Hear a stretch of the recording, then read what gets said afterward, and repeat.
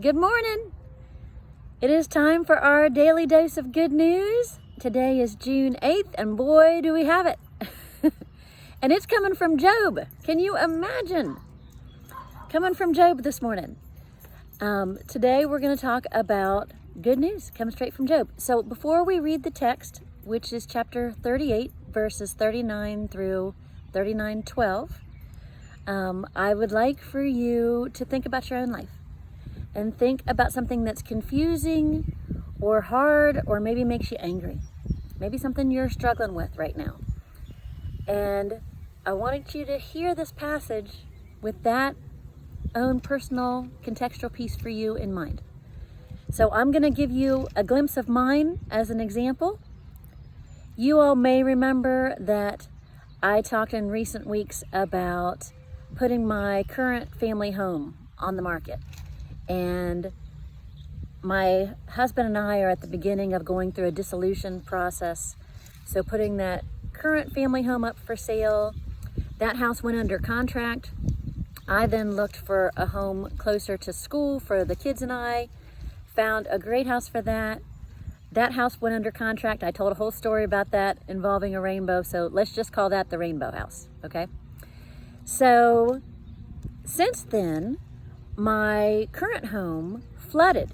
When we had all that huge amount of rain in the middle of May, flooded for the first time ever, it spooked our buyer, and our buyer terminated the contract. So I'm under contract with the rainbow house, and the current house has no contract suddenly. And that was confusing for me and perplexing for me, and God, what am I going to do? And so the current house went back on the market this week. And it's been me trying to figure out, where is God and all that, and what in the world? Why did I put a house on the market when it doesn't sell, and what's going on with that?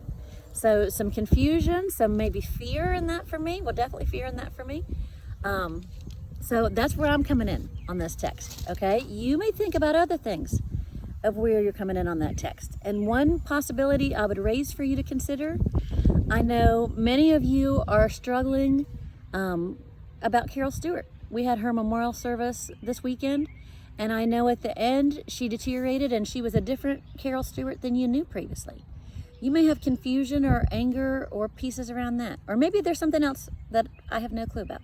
Whatever that is, take a second, get that in your head, and I'm going to read this passage to you. Can you hunt the prey for the lion, or satisfy the appetite of the young lions when they crouch in their dens or lie in wait in their covert? Who provides for the raven its prey when its young ones cry to God and wander about for a lack of food? Do you know when the mountain goats give birth? Do you observe the calving of the deer? Can you number the months that they fulfill? And do you know the time when they give birth? When they crouch to give birth to their offspring and are delivered of their young. Their young ones become strong. They grow up in the open. They go forth and do not return to them. Who has let the wild ass go free? Who has loosed the bonds of the swift ass, to which I have given the steep for its home, the salt land for its dwelling place? It scorns the tumult of the city. It does not hear the shouts of the driver. It ranges the mountains as its pasture, and it searches after every green thing. Is the wild ox willing to serve you? Will it spend the night at your crib? Can you tie it in the furrow with ropes, or will it harrow the valleys after you? Will you depend on it because its strength is great? And will you hand over your labor to it? Do you have faith in it that it will return and bring your grain to the threshing floor? Here ends the reading. And that passage basically is God saying, I take care of all these things. I look after all of these things. Are you able to do it? No, but I am able to do it. Whether it's the lion or the ravens, whether it is any animal, there will be provision. And do we trust that grain will be brought to our threshing floor? Do we trust for the raven who has young ones, who cry out to God and who wander about? Do we trust in God that God will provide for those little bird babies, or even our own babies, or even those we care about? So here's the awesome as we apply it to our lives. And as an example, I'm going to apply it to some personal lives of mine or people who I now know. For me, yesterday, I ended up going under contract with my current home. That we had multiple buyers that ended up being interested, and we ended up selling the house, going under contract for more than we had originally. So financially, it actually is a better deal for us now than it was then. And the people who bought the house, who went under contract for the house, are not represented by an agent, a real estate agent. So that's additional money that we save on selling the house because we don't have to pay that. So God has provided really well for me in a time of confusion. And I think God was comforting for me, even in who God provided as a buyer, that it is a blended family from divorce, and is encouragement to me of there's life going forward. And I know when I previously mentioned in that daily dose that I was at the start of a disillusion, there were several from the congregation who reached out to me by email and who gave me comfort. And one of the things that one of them said that I thought were God words through their mouth was, "You'll have a rich life ahead of you." And I'm so comforted by that. And it's so nice to know that God has us in the midst of that. And as an example for somebody I'm just now meeting, I wanted to read to you the email that I got yesterday while I was out of the home and these new buyers came to show their children the house.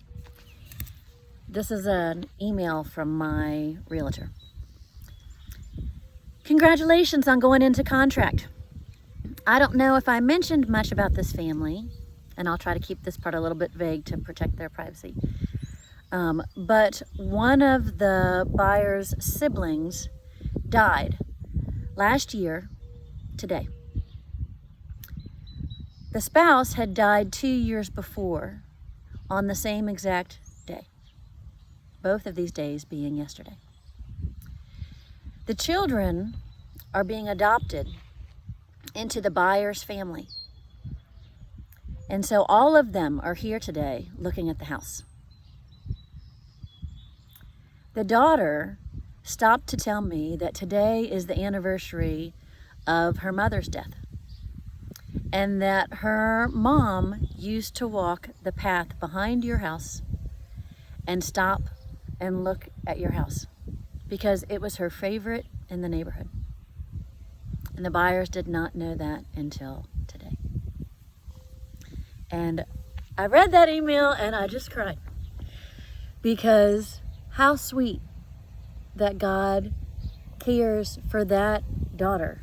And on a day which has a lot of pain for her in the death of both of her parents, that's also the day that God arranges for her family to buy the house that was her mother's favorite. And that the daughter knew it. The daughter knew that her mom loved this house. The daughter knew it was her mom's favorite. And what a comfort from a loving God who is trying to convey to all of us, I've got you and I'll care for you, even in the midst of things that you don't understand. And I'll do it so specifically and so tenderly to the date of when you have pain, I will bring in joy and I will bring in life. And they're very invited to a new life here. And I just was so happy to hear that and so comforted by that. And so I hope that God brings you some comfort in knowing that God will work it out. God didn't even have these previous buyers' house on the market. They had a fluky thing where somebody just offered them to buy their house. So God can do it. We just need to trust in that. And that is great news, good news, beyond good news, fantastic news. So I hope that you can remember that God's in whatever you're carrying today that's confusing or hard, whether it's personal stuff, whether it's pandemic stuff, whether it's racial injustice stuff, whether it's whatever. You may look at that and be confused and think it's hard and it's painful. And just like Job, God's in it. And we know the end of Job's story and how it turns out even better than it was before. So help us to trust in that. Take care, everybody. Bye-bye.